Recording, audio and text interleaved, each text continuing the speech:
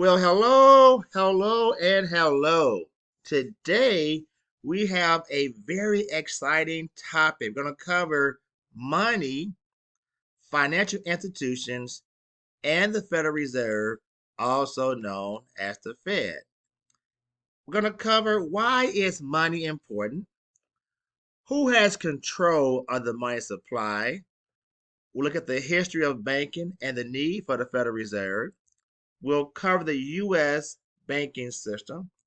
We'll talk about the banking crisis of 2008. Who's responsible for that? And what's the role of the government to protect our money? We'll also look at using technology to make banking more efficient. And we'll look at international banking and banking services. So, you ready? Let's go. This gentleman, by the way, his name is Jerome J. Powell. He is the chair of the Federal Reserve, and we'll talk more about the role of the Federal Reserve. But he now heads the Federal Reserve, and this organization is in charge of the nation's monetary policy, the money supply, and as well as the interest rates. And we'll discuss those topics in more detail. Now, what is money? You're probably saying that's a silly question. We all know what money is. Well, money is anything people generally accept as payment for goods and services. So the US dollar is an example of money. Now, some people do what we call bartering, or they barter the direct trading of goods or services for other goods or services. So when you barter, we're now saying that I'm not going to give you money. However, I'll give you another product or service in exchange for your product or service. As an example, I barter with my attorney. I provide my attorney with accounting services, and my attorney provides me with legal services. We do not pay each other money. We exchange one type of service for another service. Now, there are standards for a useful form of money. Money has to be portable, meaning that it can be transferable, divisible, meaning that we can divide those. So you think about, you think about your tens, your fives, your ones, they're divisible. Stability, meaning that that form of currency is going to be stable and recognized. Durability, your money has to hold up. And then also uniqueness. Uniqueness means that each dollar bill, each $5 bill, $10 bill, they each have some type of unique code on them to identify that particular dollar bill.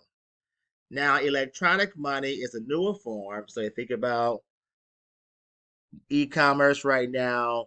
When you think about what I'm looking for, you know what it is: Bitcoin, other forms of cryptocurrencies. So electronic money is very popular now in 2023. Question for you: a savings account would be considered what type of money supply? A, B, or C? If you said B, B would be the correct response. So let's talk about the money supply. The money supply is the amount of money the Federal Reserve Bank makes available for people to buy goods and services. So we'll talk about three different types of money supply. M1, money that can be accessed quickly and easily. Example would be coins, paper money, or traveler's check. M2, which is the answer to our poll question, is the M1 money plus money that takes a little more time to obtain. Those could be funds in your savings accounts or funds in a mutual fund. M3 consists of M1 and M2 plus big deposits like institutional money market funds. So these are the three different types of money supply: M1, M2, M3. You're going to go into more detail about how this process works. This chart just shows the paper money that was ordered in 2020. It shows the number of dollar bills that were ordered, bills, 10s, 20, 50s, and 100s. So of course you say there was a large quantity of dollar bills ordered because the dollar bill is the most popular form of U.S. currency. Okay. Now, how long does paper money last? Now, of course, if you have money in your pocket and your checking account, that money is good. But we're talking about that money that is at the Federal Reserve because it is their job to actually print money as well as destroy money.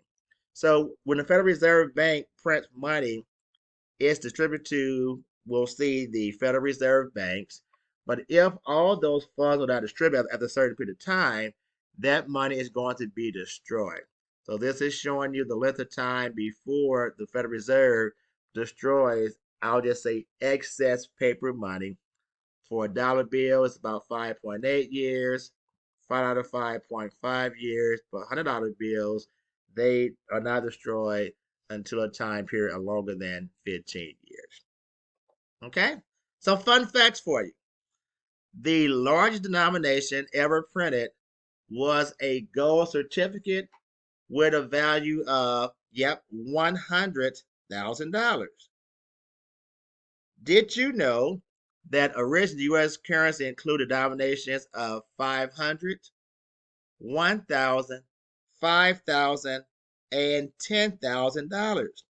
So just imagine going to your parents and say, hey, mom or dad, can I have a $10,000 bill?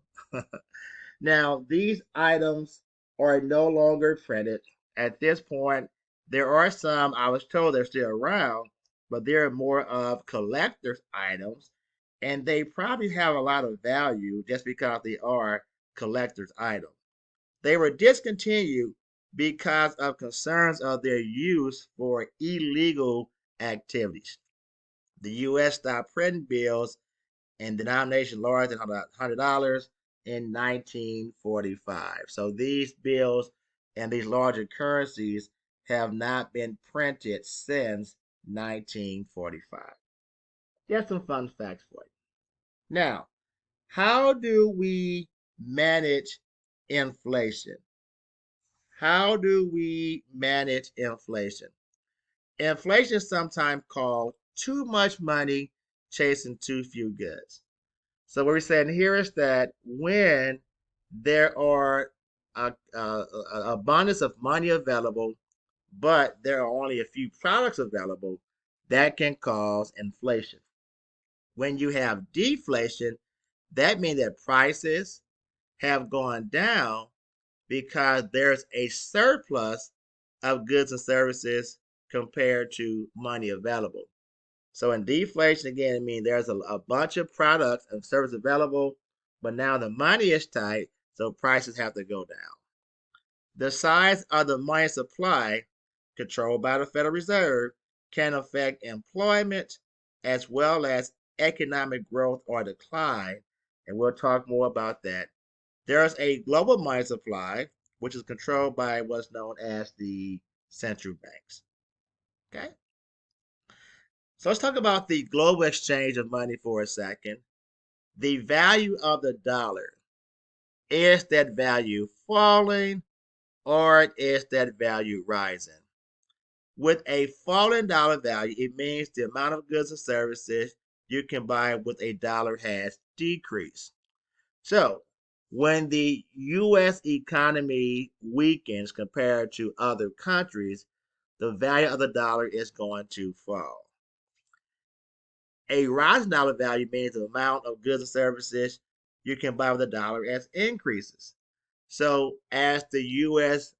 economy is strong compared to other countries, then the value of the dollar is going to actually rise. So what makes the dollar rise or fall again is based upon the U.S. economy relative to other global economies. So if we're considered to be strong, which we have been for years, our dollar value rises. But over the past few years, maybe the past 20 so, other countries have caught up with the U.S., and so the value of the dollar has slightly decreased over the more recent years. Okay? Now, when the dollar does fall, U.S. tourism increases, which is good for hotels, resorts, theme parks, and retailers that serve international travelers.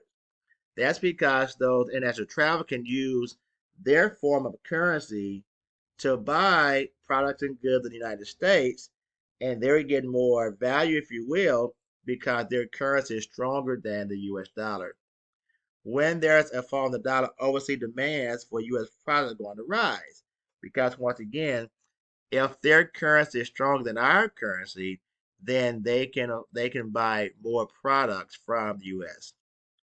A favorable exchange rate for U.S. companies increases profits in foreign markets.